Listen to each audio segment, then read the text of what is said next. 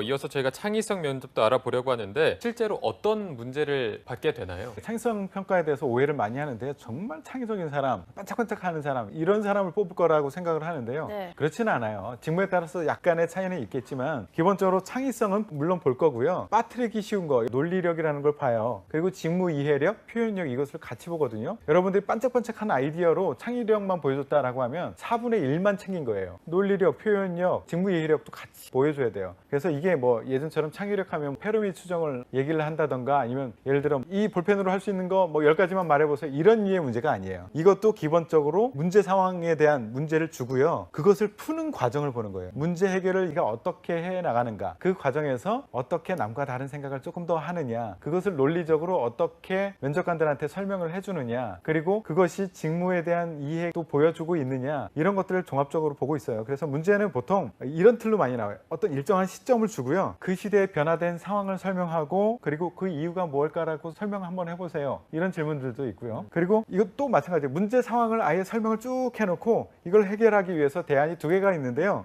이 대안은 각각 이런 장점이 있는 대신에 이런 단점이 있고, 이 B 대안은 이런 장점 이런 단점이 있는데 당신 같은 경우에는 어떤 대안을 선택하시겠어요?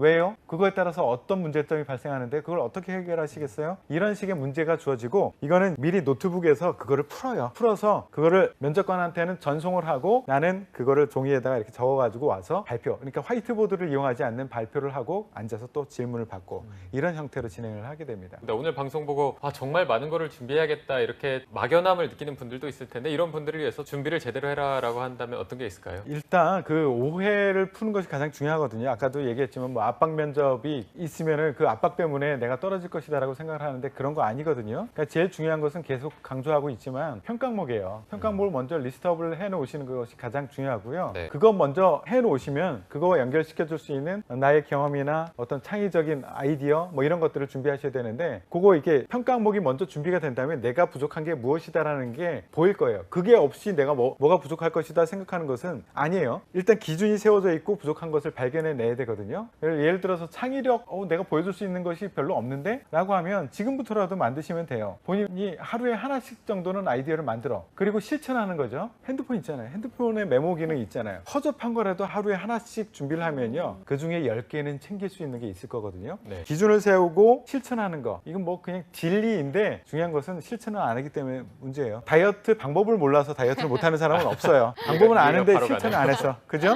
네. 예, 저도 아는데 안 돼요 지금.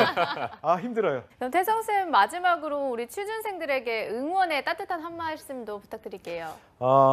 어려운 건 알아요. 여러분들이 어려운 상황에서 있다는 건 아는데 분명히 정도를 걸으시면 기회는 올 거예요. 정확하게 넓은 길이 있는데 그것을 하기 위해서는 내가 노력이 필요하다는 거죠. 그러니까 노력을 하지 않고 큰 길이 있는데 자꾸 팁이라고 주어지는 여기저기 날아다니는 거기에 자꾸 매몰되거든요. 네.